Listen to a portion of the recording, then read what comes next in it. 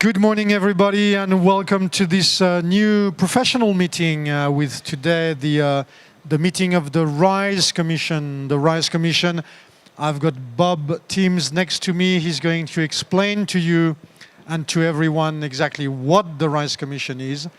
We have had quite a few meetings.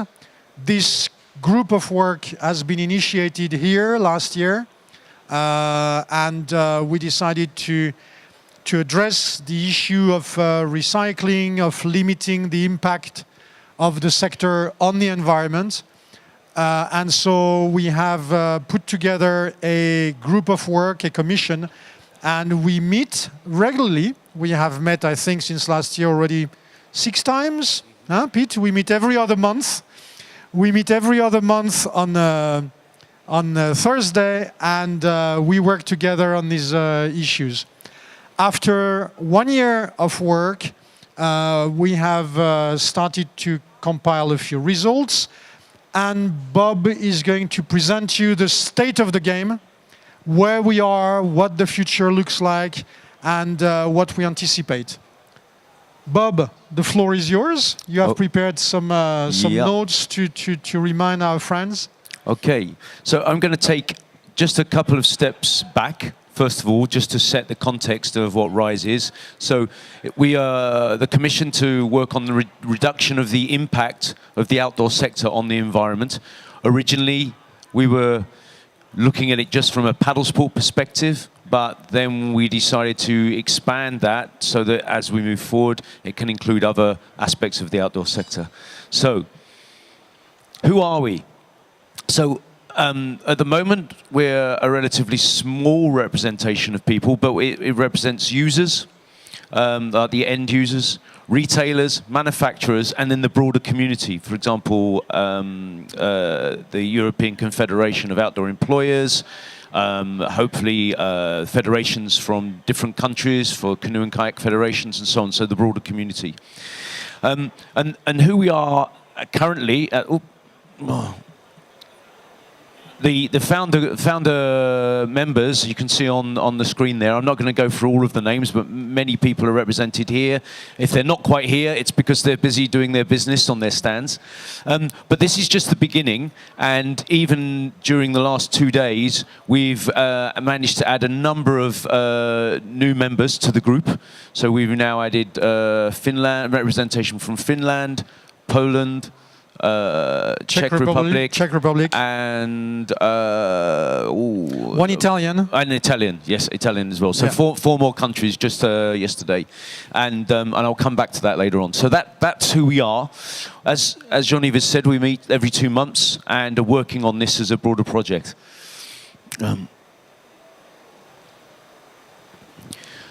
Where did it come from? Well, I didn't quite sit here. In Lyon 2 years ago, I went to Philippe Du and Joel and said, I've got this problem. I've got lots and lots of equipment that I cannot dispose of, and no one has a solution for me. It's just huge. And I asked if I could have the stage to talk to the show and raise this as a concern, because I had a real concern that if we're not taking care of our own sector, then things will be inflicted on us in the future, and we have to be ahead of that and look after ourselves. So I came along and posed this question. That got people thinking, and then that's evolved into what we are now. Sorry. And the big question of why is, it's inevitable. I believe it's inevitable that further down the line, there will be increasing legislation put into place that is about the environment and limiting impact and limiting damage to the environment. And if we sit and wait and do nothing, then we won't have any ability to contribute to that legislation. It will be inflicted on us. Whereas if we get ahead of that and we start looking at ourselves and being responsible and taking steps to have more responsible practices within our sector and to band together as a common voice, then people will have to talk to us before this legislation is imposed on us. So we'll be able to take control of that narrative and be able to contribute so it works with us, not against us as we move forward. But also on the grand scheme of things, I believe that if we are a sport where a pastime where we say, oh, we want to be in nature, we want to kayak down rivers, we want to kayak across the sea and all these amazing, wonderful places we want to go to, we're very hypocritical if we don't start addressing the impact that we have, because a lot of what we do has a damaging impact and a legacy and a lasting impact. So we need to, I believe, be proactive to clean up what we've already begun creating. There is, I would like, just to confirm, there is clearly two motivations behind what we are doing. There is a purely materialistic motivation of saying we need to protect our businesses for future policies or whatever. But there is also, of course, a humanistic approach that says we can't carry on just like this, throwing away things. Yeah. So the two aspects are absolutely combined and inevitable, as you said. And if I can just say a few more words about that, my original motivation is I have two children. How many other people here have children? Okay. I didn't want to be in a scenario where in 30 years' time they're saying to me, what did you do? Or rather, what didn't you do? And or why didn't you do more? And my answer would be, because that extra 3% on my profit margin was more important than the damage I've left. Or it was just a little bit too hard to make some change.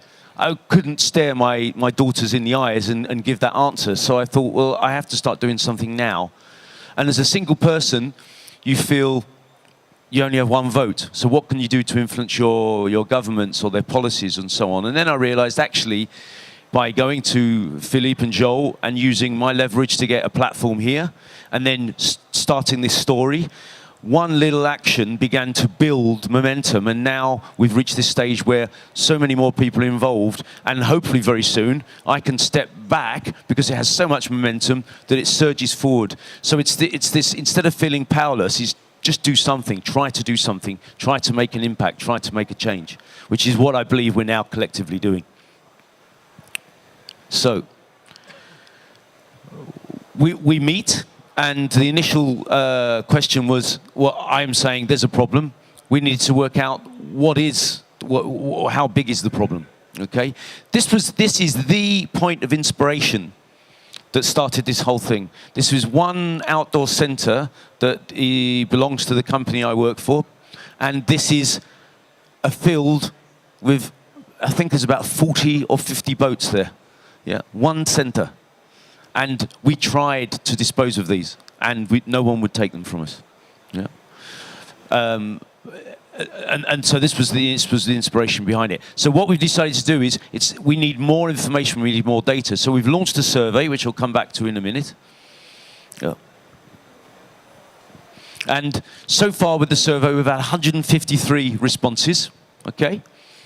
And to give a context of it, we've got 34 countries that have participated so far.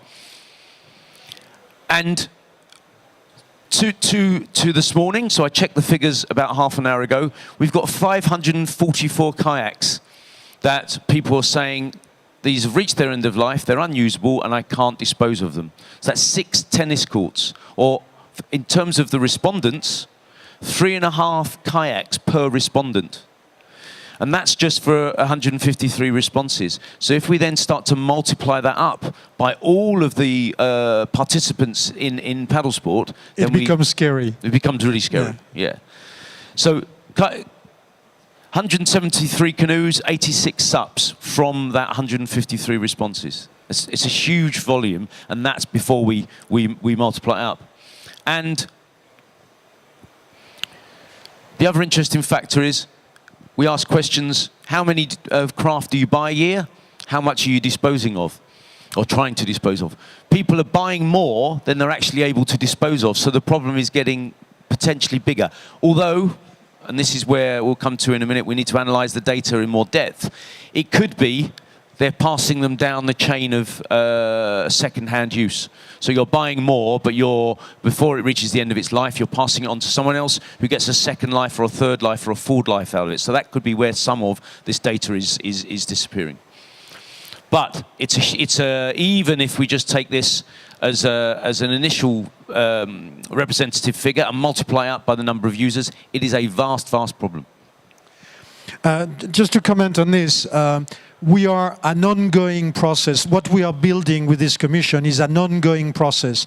We anticipate that it's not a one-year shot. I mean, our meetings are going to last for 4 or 5 years, if not more, because we can't come up with an EU policy or with an EU guideline or with an EU or professional EU standard just like this, saying, hey, I've got 10 boats in my garden, let's make a policy.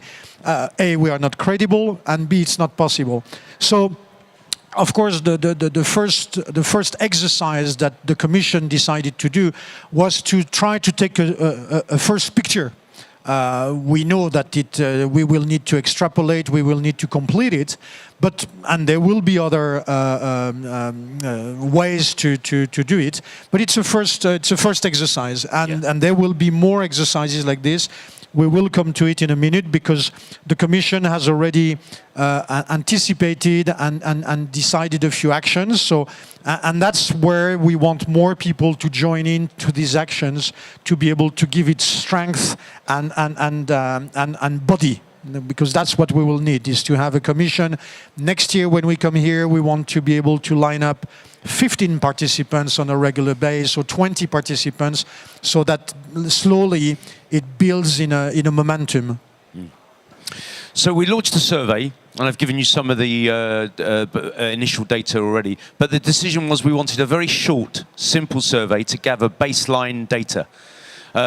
We discussed whether, we had a lot of debate about asking more specific questions, but we felt that to get engagement and to get as maximum chance of responses, highest number of responses possible, we had to be quick and short. So it's a very short, simple survey, but then with an invite within the survey to say, if you want to spend time giving us more depth to your answers, please indicate that, and then we can follow up. So we've invited people to participate in deeper dive interviews, and what's really positive is the first reactions to that. We've got just over 25% of the respondents are willing to participate in more detailed exchange, and that's where we'll be able to really deep dive into the information we've got, the problems, the challenges, and therefore we'll be able to extrapolate much more useful information than just the initial survey. Sorry, there we go. So, early findings, apart from what I've already said, 72% of people said they would be prepared to make a small financial contribution towards the responsible recycling of items at their end of life. Okay. We are becoming increasingly used to that with electrical goods, where you pay an eco tax or a green tax at the point of purchase, which contributes towards the responsible disposal at the end of life. And close to 3/4 of the people say they would be more than happy to do that. Obviously, it's...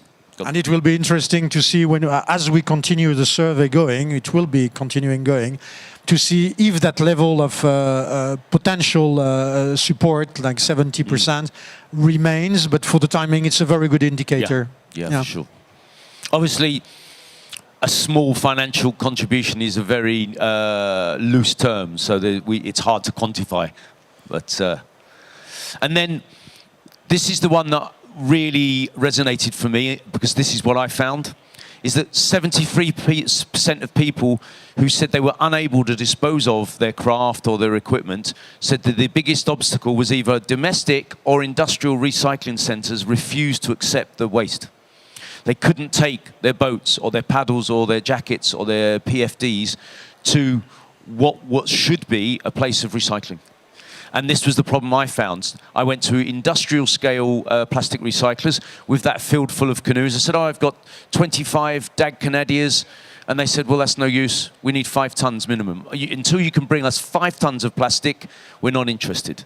So then you go to your domestic recycling centre and they say, oh no, that's far too big. And you're caught in this place where you're too big for a domestic centre and way too small for an industrial centre. And so my very first sort of getting ahead of what I wanted to do was, right, well, we just need to put pressure on organisations and governments to say they have to take it, that there isn't an option. Because at the moment, people can say no, and then what ends up happening? It sits in a field, or it rots behind the club, or, you know. So we've launched the survey, we've got some initial findings. What are we doing next? On top of these findings, just to complete what you just said, and we had a chat about it earlier on, as we come up with datas, raw datas, we also come up with this sort of figures about general practices, and we also come up with people coming to us and saying, oh, by the way, I'm doing this, I'm doing that.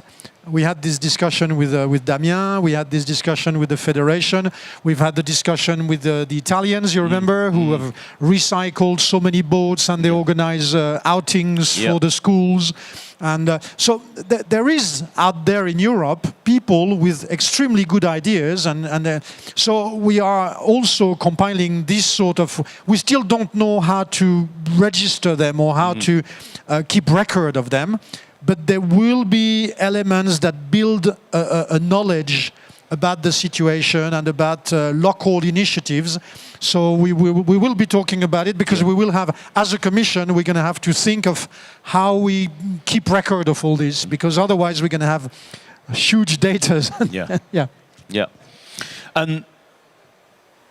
No, I've gone the wrong way, apologies. Okay, so next steps, continue to promote the survey. We initially said let's just run it for 2 months, but then we decided that was just far too short. So it's going to continue to run all the way through the autumn to gather more data, and the more data we have, the more relevance it has. And also, as we develop and promote the commission, because there is newcomers, when people come in, they come in with their network.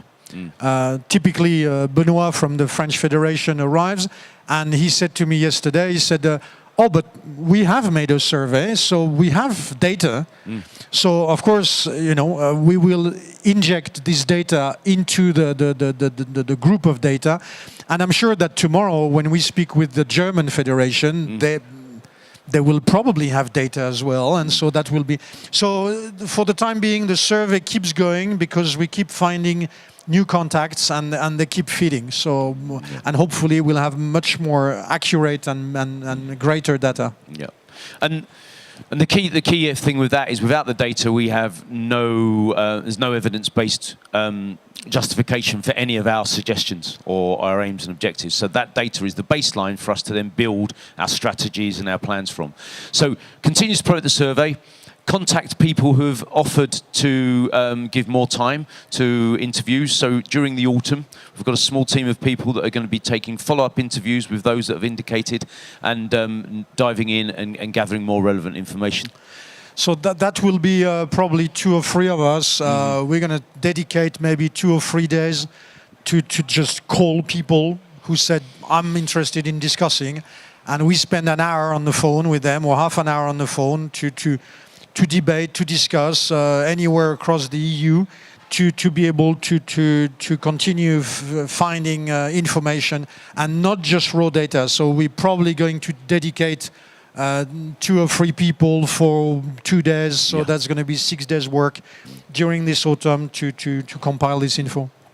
And then coming back to Jean-Yves' point, we're going to collate and evaluate the current good practices, because those are the inspiration from future solutions. And in the moment we began talking, we discovered so many really positive stories that are going on. That in the audience here just now, Pete from Peak UK has had a number of really positive initiatives over time, as of Palm. Damien at Rotterdam Dag, incredible story on recycling, which blew most of us away.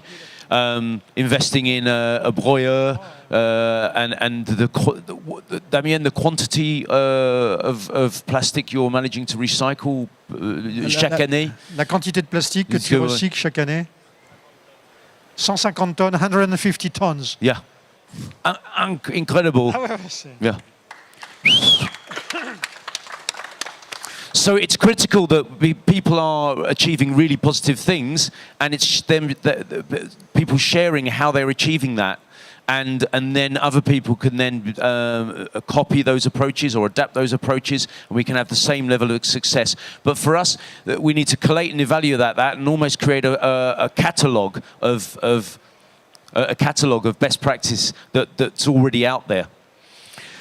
Actually, just for your info, if you are new to the commission, next commission will be held in November. Mm-hmm. That's in 2 months' time, on the third Thursday of November at 10 o'clock. And we will most probably use your brains to try to figure out how we can store all these good practice and these stories.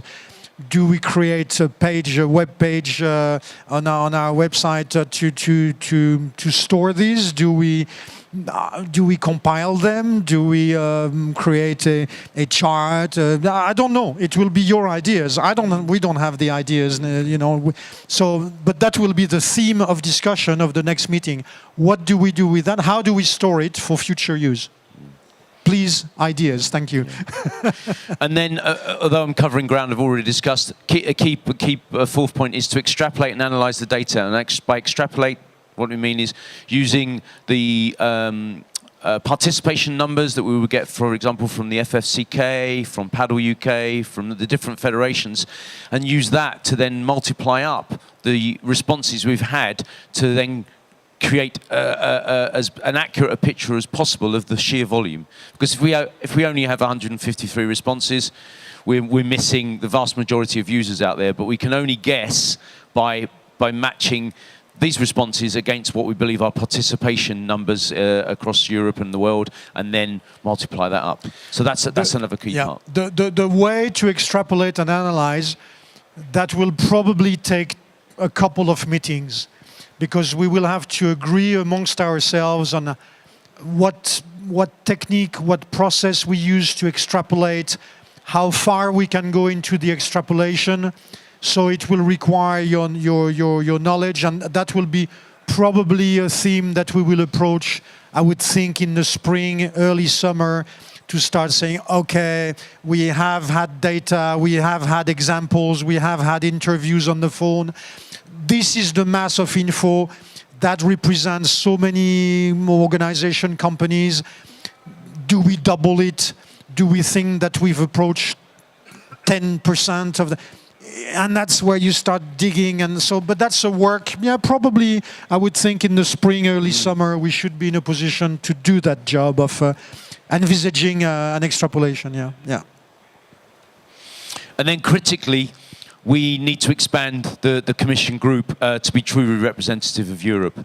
So, as I was stating earlier, yesterday we managed to find representation from 4 new countries, but we want that representation to be as large as possible. We definitely need to cross the threshold of 12. Yep.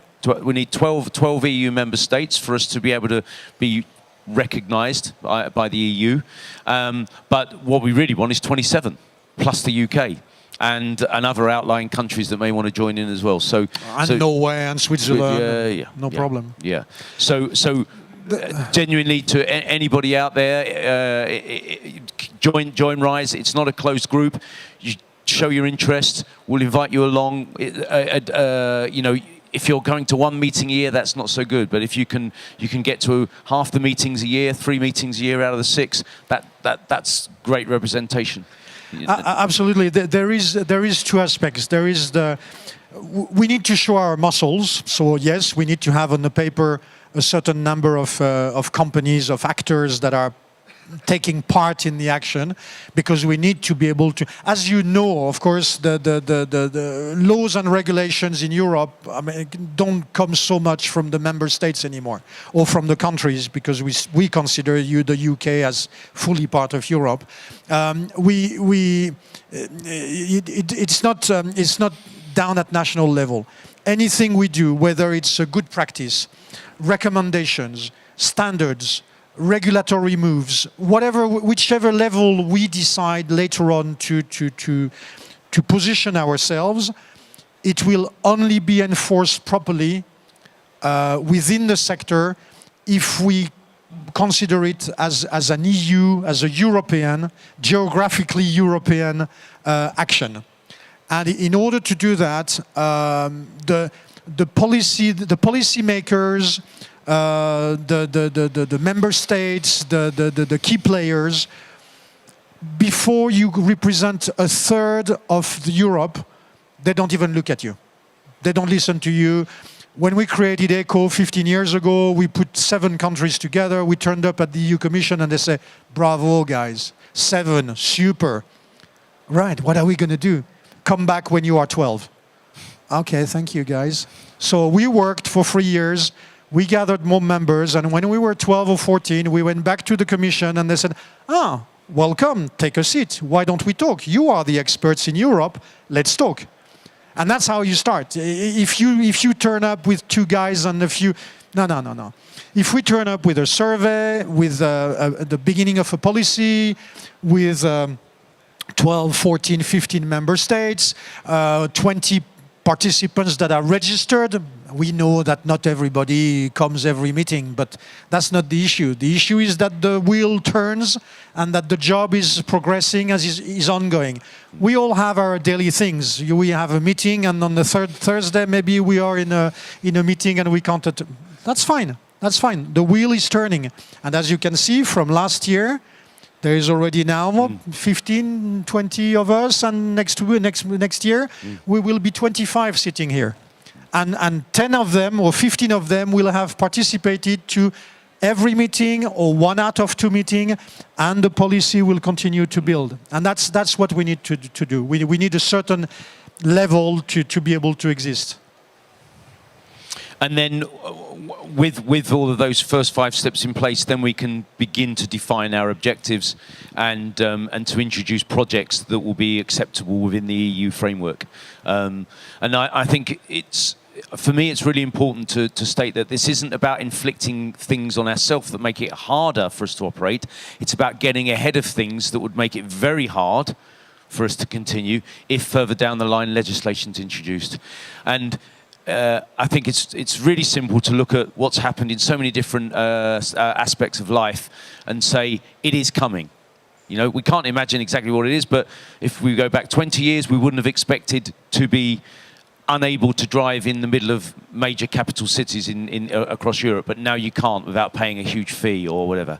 And more legislation on transportation and so on and so on. So it's inevitable that things will be introduced.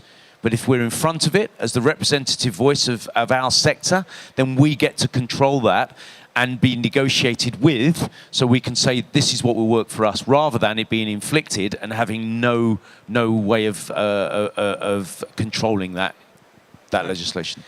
The system in Europe, like in many countries, is clearly policymakers have realized that he who can make a policy is he who has got access to the data.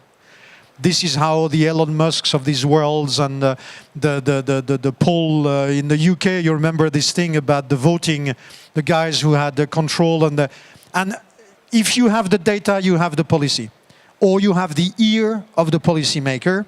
And at the end of the day, we want to be, of course, perceived as a sector with data, so that we can say we know, so don't tell us. Oh, okay, sir. So, we are the experts. And the whole Commission, the EU Commission, is operating on an expert-based system. They want to do something, they ask the experts. So all they say is, who is the expert? You raise your hand and they say, no, guys, come on, there's 3 of you, you are not the experts. Or there is 20 of you over there, you are the experts, thank you very much. And you've got the data, come in, let's talk. So we want to be clearly in that position. Effectively, the EU project, not necessarily on an Erasmus program, because the link with education, but is very limited, but maybe we can address it. But there are other programs, like Horizon or whatever. And the idea behind this is that at some stage, if we want to spread over the EU, we will have two issues. The first one is continue to collate data and info and disseminate. If we don't have relays and contacts in the 26 member states, it's complicated because we don't have the joy about an EU project, normally the things you apply in February, so it's impossible for this year, so we could be in 27, is to build a project where we all become the partners of this project, and we ask the Commission for funding to organize roundtables, visits, and we select some countries where we haven't, for the time being, we haven't got any Spanish people with us, no Estonian, no Bulgarians. We need them, we want them. We want to have their opinion on the issue. And so the idea could be to create an EU project where we get funding to organize meetings there. We organize a one-day visit, so there is 2 or 3 of us go to Estonia. We have a contact there. He organizes a meeting, he rents a room in a hotel, he invites 15 people from the trade. We go and meet, we pass on the good news, we collect information, and then when it's time to disseminate, we did that, you remember, with a Dial project, the social dialogue.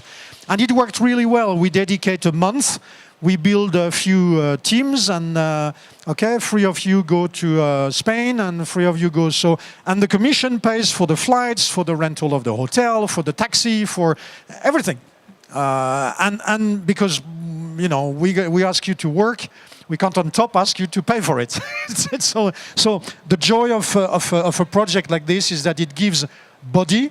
It gives also a first contact with the EU Commission, because when they finance you, obviously, when you come up with results and you deliver what you have said you would, you start looking smart, because there's, oh, the RISE Commission, yeah, we know, yeah, okay, yeah, it's... so that's the idea behind it.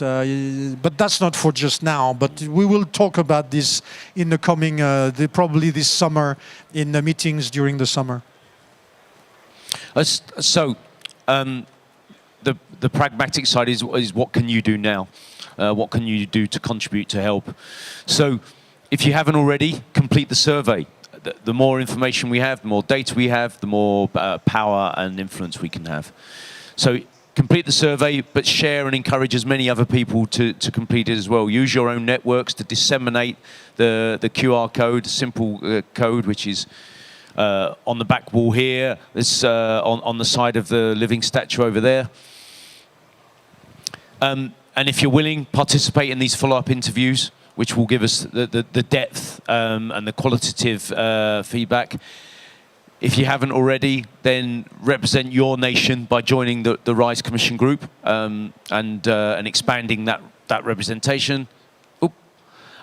Let's just take that back. So those, I'll leave those on the screen for a moment. Those are the 4 things that we need people to do now. Okay, and many of you, hey. We were talking before you arrived about expanding and how you're going to represent Czech interests. Yeah. No, it's fine. That's I came fine. down. I saw you filming, and it's like that's your primary reason for being here. So yeah. So expanding the group out. So. We've talked enough. We've tried to give you a picture of where we came from, what we're currently doing, where we want to go. There's no clearly defined, this is what we're going to achieve, because we can't do that yet. We're building up. It's the Commission that builds up. Yeah, we're gathering information, and all of you that are involved, we need to talk together to decide what's most important for us next and where we go next. And I've always said my involvement was just to be the ignition, the touch paper to start the process, because I'm not a manufacturer. I don't make things. I'm a user of your products, but I was a frustrated user who couldn't solve my end of life, not my end of life, my product end of life problems. And so for me, I just want to see this move forward, and ultimately I become a redundant part of the process, and you carry on. So, no, Bob, you will never be redundant. Never. So that's where we're at, and I think I've talked already about legacy, children. If you've got children and you want to ensure that the incredible world that we've all been able to participate in paddle sport in stays in the same condition as it is now, but for your children or your children's children, then we have to do things now. And you can feel powerless, but I feel really proud personally that what I did was, by taking the first step, talking to Philippe and Joel, and basically it was like I was throwing a stone in a pond and making a very small ripple. But now that ripple's built momentum. And if we get more people throwing stones all at the same time, it's not a ripple, it becomes a huge wave. And that wave is what moves things forward. That's where our power is. We can make that power, harness that power, and be in control and have a real influence on the future. Okay? And for me, that's the reason why. That's the reason why, and that's the reason to try. So thank you for your time. You'll find me being a statue over there for one more time before the end of today. And if anybody wants to contribute, take part, then obviously come talk to me. And many of the members, stick your hands up if you're a member, an established member, or a new member of RISE, including new members. Yeah. Okay. Yeah. Great. Cool. So.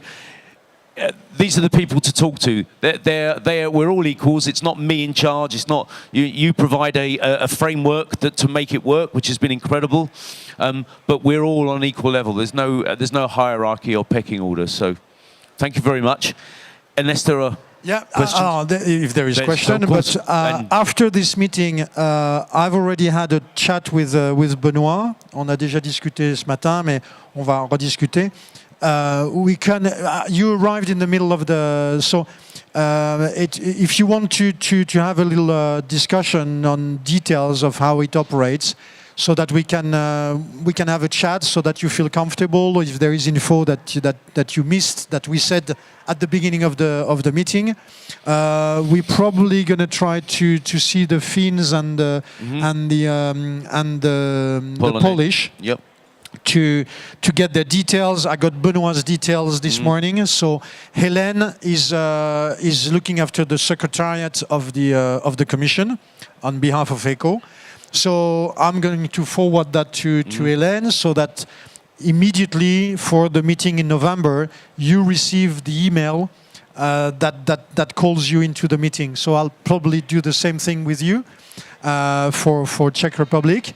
And we will be doing the same with the Finns and the Polish, so that next meeting there is more of us and more participants. We are definitely looking for participants from Portugal and Spain.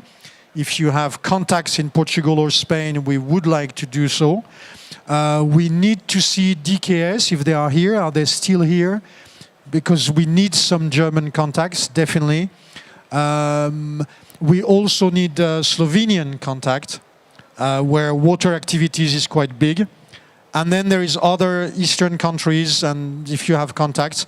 We are represented, the representation of such countries as the UK, France, Switzerland, Greece, Italy, Czech Republic now, etc., is quite well done. If we look for partners, Portugal and Spain is a good place to look. Yep.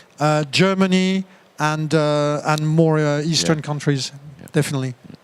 So if you have contacts of people who think, yeah, I need to do something for the trade, they can come in with pleasure. Yeah. Any questions? Any questions? Yeah. Great. You have? No. Ah. Cool. Right. Well, thank you very much for your time. Thank you. No. We see you. Yep. Yep. It's actually not a question. I just wanted to add, at this stage, the Commission is a loose group and there's no membership as such and no cost involved and no obligation. So it's very easy to come, join us, see if you want to stick at it, and if you don't, leave again. So, you don't have to pay, sign up your life or anything else.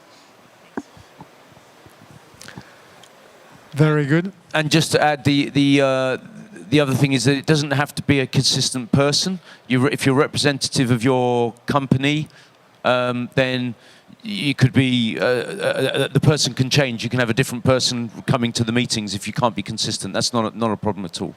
What we just want these people to join. I would go even further than that. You probably in the UK, for instance, we've already got 2 or 3 members for the Commission, which is great. it would be, you can imagine, a bit not complicated, but we can't have 10 French companies or 20.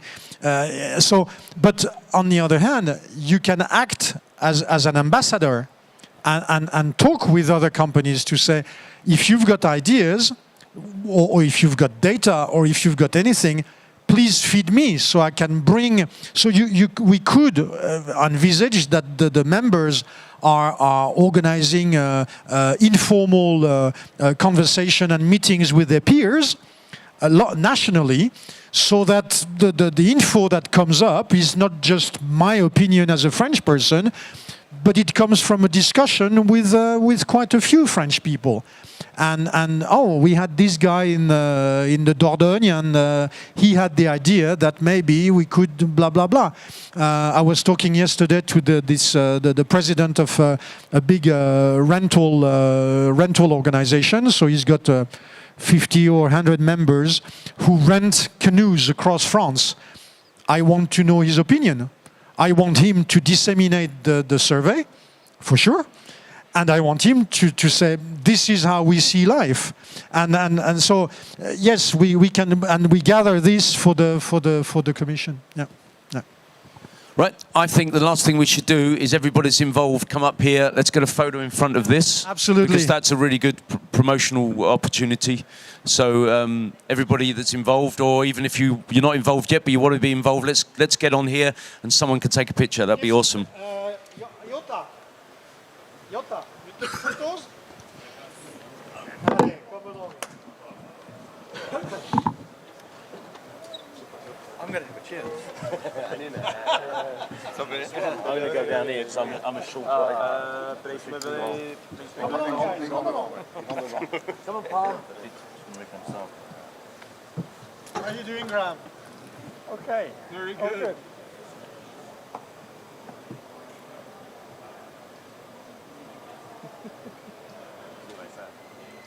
It's good, another one? That's why. That's how we look. Thank you. Great. Thank you. Excellent. Thank you. Well done, guys. It's coming up together. Yeah. Thank you. Thank you.